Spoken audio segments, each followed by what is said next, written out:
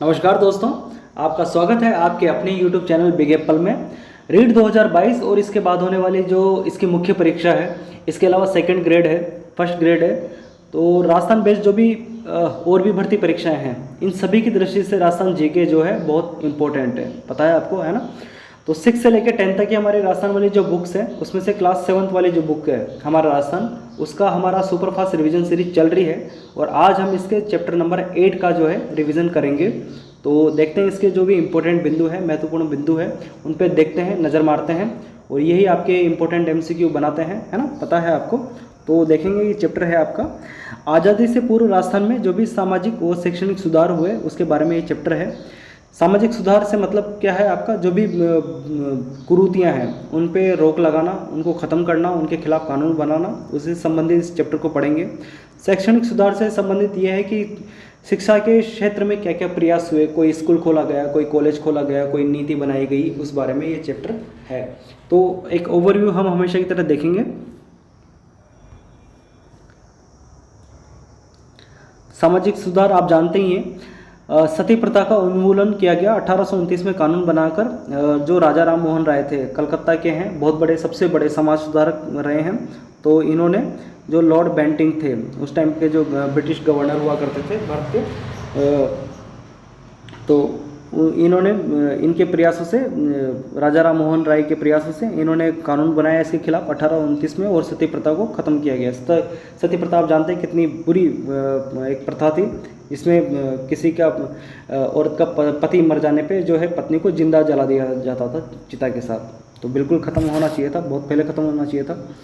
कन्यावध प्रतिबंध, पहले जो लड़कियों का जन्म जो है अशुभ माना जाता था और जो पैदा होते ही लड़कियों को मार दिया जाता था, तो उस पर भी प्रतिबंध लगा। और सर्वप्रथम, मैं कोटा से हूँ और मुझे खुशी है कि सर्वप्रथम कोटा में इस पर प्रतिबंध लगा। बाल विवाह एवं अनमेल विवाह निषेध कानून, ये अलवर में प्रतिबंध लगा सबसे पहले, है ना।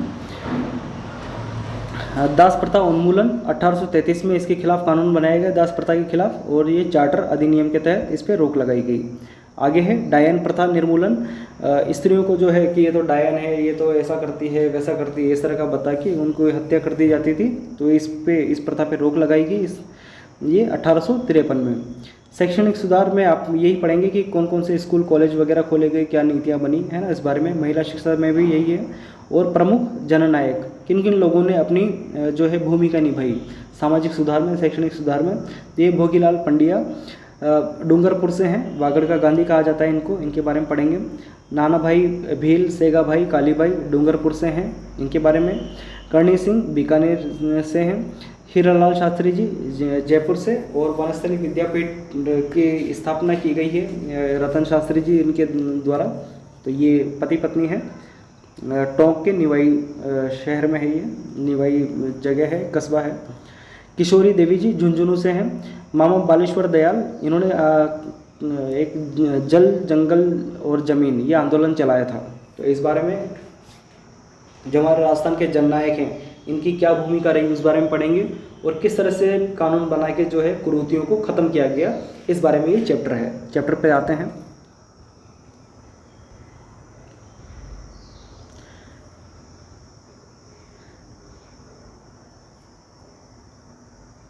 चैप्टर है आपका बाल विवाह, जाति प्रथा, सती प्रथा, कन्यावध, दास प्रथा। ऐसी बेकार बुरी जो प्रथाएं हैं हमारे समाज में प्रचलित थी। प्राचीन काल में समाज में वर्ण व्यवस्था पे आधारित जातिगत स्वरूप विद्यमान था, जो कि श्रम और कार्य विभाजन पे आधारित था। मतलब कि कोई किसी कार्य को चुनता है, कोई जिस कार्य को चुनता था वो उसका वर्ण माना जाता था, पहले ऐसा था, है ना, कि समाज के सहयोग के हिसाब से। जैसे घर में होता है ना, ये काम बांट लेते हैं, मम्मी ये काम करेगी, पापा ये काम करेंगे। तो पर घर में कोई छुआछूत नहीं होता, इस तरह का नहीं होता, गलत भेदभाव नहीं होता। तो ऐसे ही हमारे समाज में भी कोई भेदभाव नहीं था, सकारात्मकता थी कि हर आदमी का एक काम बटा हुआ था उस हिसाब से। बाद में उस काम के आधार पे, जन्म के आधार पे वो बांट दिया गया। तो इससे क्या, समाज में नकारात्मकता फैली गई। जो कोई अच्छा काम कर रहे थे, यानी जो जैसे ब्राह्मण हैं, क्षत्रिय हैं, या और भी कोई है, तो वो फिर दूसरे लोगों से उनमें वैमनस्यता पनपती गई, आपस में संघर्ष बढ़ने लगा। सबसे ज़्यादा जो इसका प्रभाव पड़ा ये औरतों पे पड़ा। औरतों को तो बिल्कुल ही बहुत सारी कुरीतियों का सामना करना पड़ा। सती प्रथा है, बहुत सारी चीज़ें। उनको पढ़ने लिखने नहीं दिया जाता था। जो आदिवासी समुदाय के लोग हैं उनके साथ भी काफ़ी भेदभाव हुआ। तो उसी बारे में है कि उनको कैसे ख़त्म किया गया, उनको कैसे इसके खिलाफ, इन कुरीतियों के खिलाफ कानून बने, क्या सामाजिक सुधार हुए, उसी बारे में ये चैप्टर है ना। बहुत टाइम नहीं लगाएंगे इसमें।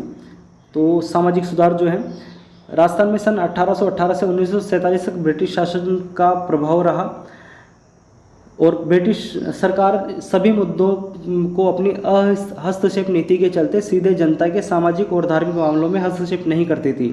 जो ब्रिटिश जो सरकार थी, उनके जो अधिकारी थे, उन्होंने जैसे किसी रियासत को या किसी प्रांत को जीत लिया तो वहाँ के जो राजा वगैरह होते थे उन्हीं को, जो उनके अधीन होते थे, उनको वो शासन करने देते थे। बदले में उनसे जो है कर वसूल कर लिया करते थे। और उनके प्रांत में क्या हो रहा है, कोई अगर कुरीति वगैरह फैली हुई है तो उनसे उनको कोई मतलब नहीं था कि तुम्हारा जो समाज है, तुम्हारा जो सामाजिक ढांचा है, तुम्हारी जो धार्मिक परंपराएं हैं, अच्छी हैं बुरी हैं, तुम जानो तुम निपटो, हमको केवल अपने कर से मतलब है, वो हम लेंगे, बाकी किसी तरह का कोई हस्तक्षेप हम नहीं करेंगे। तो इस पे अंग्रेज रहा करते थे। बाद में फिर जब धीरे धीरे इस तरह की चीज़ें ज़्यादा बढ़ी तो फिर अंग्रेज़ों ने कुछ जो बुरी प्रथाएं थी उन पर रोक लगाई, उन पर कानून बनाया। वो भी हमारे यहाँ के जो जननायक थे, हमारे यहाँ के जो सामाजिक सुधारक थे, उनके प्रयासों की वजह से, है ना। तो स्वामी विवेकानंद, दयानंद सरस्वती के प्रयास राजस्थान के लिए बेहद महत्वपूर्ण रहे हैं। रियासत काल में राजपूताना के विभिन्न शासकों ने भी सामाजिक कुरीतियों को दूर करने के प्रयास किए हैं। आगे है सती प्रथा उन्मूलन। सती प्रथा राजस्थान के कुछ क्षेत्रों में भी प्रचलित थी। मध्यकाल में मोहम्मद बिन तुगलक और अकबर ने भी इस प्रथा को रोकने के प्रयास किए, सती प्रथा को, है ना। ब्रिटिश काल में राजा राम मोहन राय के प्रयासों से प्रेरित होकर 1829 में कानून बनाकर लॉर्ड विलियम बेंटिंग ने सती प्रथा को गैर कानूनी घोषित किया, सर्वप्रथम जयपुर राज्य में, है ना। जयपुर संरक्षण समिति के प्रयासों से सती प्रथा निषेध कानून पारित किया गया। इसके पश्चात कोटा, जयपुर, मेवाड़ में भी सती प्रथा का उन्मूलन हेतु कानून बनाए गए। तो ये है आपका सती प्रथा में, ठीक है। आगे है कन्या वध प्रतिबंध। राजस्थान में सर्वप्रथम कोटा राज्य में कन्या वध को गैर कानूनी घोषित किया। इसके पश्चात बीकानेर, जोधपुर, जयपुर, उदयपुर, अलवर राज्य में भी इस प्रथा को गैर कानूनी घोषित किया गया। तो कन्या वध प्रतिबंध सर्वप्रथम कोटा में, ठीक है। आगे है बाल विवाह, अनमेल विवाह। अनमेल विवाह का मतलब जैसे लड़की बहुत छोटी है, उस टाइम पे तो बहुत कम उम्र में लड़कियों का विवाह कर दिया जाता, 10, 11, 12 साल का भी इंतजार नहीं किया जाता था। और बड़े से आदमी के साथ, कोई 40, 45, 50, 60, 70, 80 साल के आदमी के साथ उनका विवाह कर दिया जाता था। तो ये कहलाता है अनमेल विवाह। कम उम्र की कन्याओं का उनसे अधिक अवस्था के पुरुष से विवाह कराना अनमेल विवाह। अवयस्क बालक बालिकाओं का विवाह कर देना, दोनों ही कुप्रथाएं समाज में प्रचलित थी। इससे बालक बालिकाओं के शारीरिक व मानसिक स्वास्थ्य पर विपरीत प्रभाव पड़ता था, जो प्रगतिशील समाज के लिए उपयुक्त नहीं था।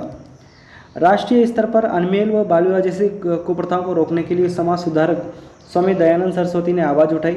10 दिसंबर 1903 में अलवर रियासत में बाल विवाह व अनमेल विवाह निषेध कानून बनाया गया। तो ठीक है, ये एक महत्वपूर्ण बिंदु है जो आपको याद रखना है। आगे है दास प्रथा उन्मूलन।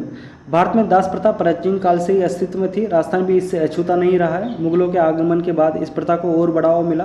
दासों की संख्या के आधार पर कुल व परिवारों की प्रतिष्ठा व उच्चता का आंकलन होने लगा था, ठीक है। तो इसे समाप्त करने हेतु अंग्रेजों द्वारा 1833 में चार्टर अधिनियम द्वारा इस प्रथा को, इस बेकार प्रथा को समाप्त किया गया, ठीक है।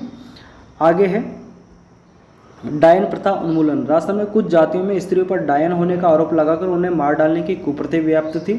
यह अंधविश्वास पर आधारित थी। मेवाड़ और कोटा राज्यों में इस प्रथा का प्रचलन अधिक था। 1853 में डाकन प्रथा की जानकारी मिलने पर एजीजी राजपूताना ने इस अमानवीय प्रथा को प्रतिबंधित करने हेतु कानून बनाने के लिए रियासतों के शासकों पर दबाव बनाया, है ना। और कुछ रियासतों में इस प्रथा को गैर कानूनी घोषित कर दिया गया। तो इस प्रकार से डायन प्रथा जो है का अंत किया गया। शैक्षणिक सुधार क्या क्या हुए हैं? शैक्षणिक सुधार में देखेंगे आप कि प्राचीन समाज में, भारतीय समाज में प्राचीन काल से ही शिक्षा का महत्व रहा है। प्राचीन काल में शिक्षा के मुख्य केंद्र घरेलू शिक्षा, गुरुकुल, विद्याश्रम, उपाश्रय, पाठशाला, मकतब, मदरसे, मठ आदि रहे हैं। परिवार प्राथमिक एवं व्यावसायिक शिक्षा के प्रमुख केंद्र होते थे। भारत जो है वो तो आप जानते हैं मतलब कि शिक्षा का केंद्र रहा है। यहाँ पे नालंदा, तक्षशिला हैं, ऐसे ऐसे जो है विश्वविद्यालय रहे हैं। पर बाद में फिर ये व्यवस्था जो है चरमरा गई। फिर उसके बाद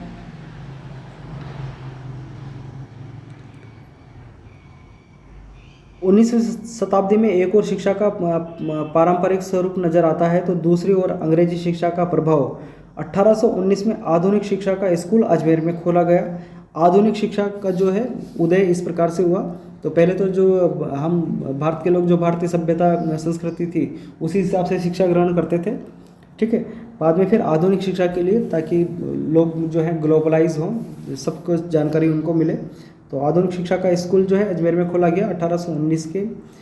इसके पश्चात पुष्कर, भिनाई, केकड़ी में भी स्कूल खोले गए। हालांकि जो आधुनिक शिक्षा का जो मेन उद्देश्य था अंग्रेजों का, तो यही था कि वो अपने हिसाब से अपने लिए आदमी तैयार करें। उनको अकाउंटेंट चाहिए थे, क्लर्क चाहिए थे, इस तरह के चाहिए थे, तो वो है। पर फिर भी जो है कालांतर में उस चीज़ का अच्छा ही इफेक्ट हुआ, जो है सभी भारतीयों को सभी तरह की विद्याओं में पारंगत हुए। हर तरह की शिक्षा से हर तरह की शिक्षा की जानकारी होने से जो है पूरे विश्व की जानकारी मिलती है, क्या क्या चल रहा है, विज्ञान के बारे में जानकारी मिलती है ना, आपके वाणिज्य के बारे में जानकारी मिलती है, तो ये इसी बारे में है। लेकिन लोगों के द्वारा ईसाई धर्म की दी गई जाने वाली शिक्षा का विरोध किया गया। कोई भी शिक्षा अगर थोपी जाती है तो उसका विरोध होता है, और वो गलत भी है, मतलब थोपा नहीं जाना चाहिए कोई भी चीज़। 1835 ईस्वी में अंग्रेजी भाषा राजकीय भाषा बना दी गई। अतः अंग्रेजी शिक्षा प्रणाली का महत्व बढ़ा। फलस्वरूप रियासतों में आधुनिक शिक्षा प्रणाली को अपनाने वाले स्कूल खुलने लगे, ठीक है। 19वीं सदी के अंत तक जैसलमेर को छोड़कर राजपूताना की सभी रियासतों में शिक्षण संस्थाएं प्रारंभ हो चुकी थी। प्राथमिक स्कूल व मिडिल स्कूल क्रमोन्नत होकर हाई स्कूल बने। इनमें सबसे पहले अजमेर का सरकारी स्कूल 1851 में हाई स्कूल बना। रियासतों में हाई स्कूल कक्षाओं की पढ़ाई प्रारंभ हुई।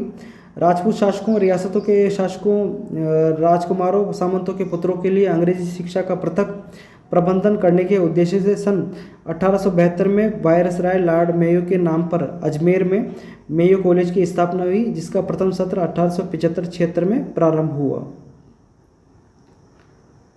पंडित जनार्दन राय नागर ने सभी के लिए शिक्षा के उद्देश्य से 21 अगस्त 1937 में राजस्थान विद्यापीठ संस्था की स्थापना की। महत्वपूर्ण पॉइंट है, याद रखेंगे। आगे है महिला शिक्षा के बारे में। 1861 में मिशनरी संस्था कन्या वर्नाकुलर स्कूल प्रारंभ किया। सरकार द्वारा 1866 ईस्वी में पुष्कर, अजमेर, मेरवाड़ा केंद्र शासित क्षेत्र में, जो पुष्कर, अजमेर, मेरवाड़ा क्षेत्र है, केंद्र शासित प्रदेश था, वहाँ पे भी प्रथम सरकारी कन्या स्कूल खोला गया।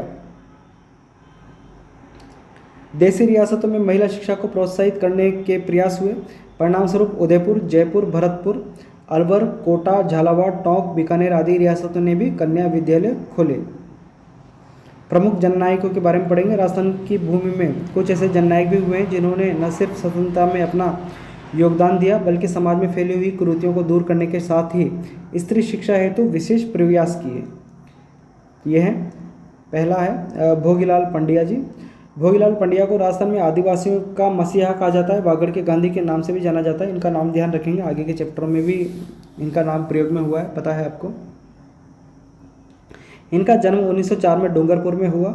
इन्होंने बच्चों एवं प्रौढ़ों के लिए पाठशाला स्थापित की। यह पाठशाला आगे चलकर वागड़ सेवा मंदिर के नाम से प्रसिद्ध हुई।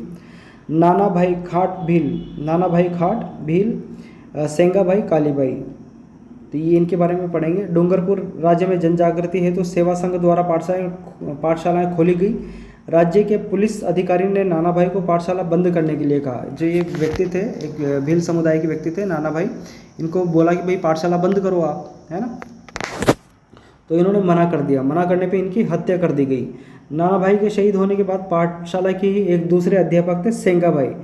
इनको भी फौज ने क्या किया, क्रूरता से पहले पीटा, उसके बाद वाहन के पीछे घसीट के इनको ले जाने लगे। किसी ने भी इनका विरोध नहीं किया। तो एक 13 साल की जो बालिका, भील बालिका थी, काली बाई, ये खेत में से घास काट के आ रही थी, तो भीड़ को चीरते हुए वाहन के पीछे जो सेंगाबाई बने हुए थे, जिनको घीसा जा रहा था, उनकी रस्सी को इन्होंने दांतली से काट दिया और इन्हें बचा लिया।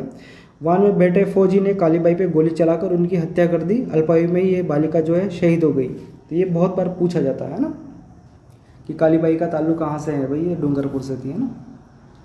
तो नानाभाई खाट सेंगाबाई कालीबाई के त्याग से शिक्षा की स्थिति को मजबूत करने में महत्वपूर्ण भूमिका निभाई गई है ना।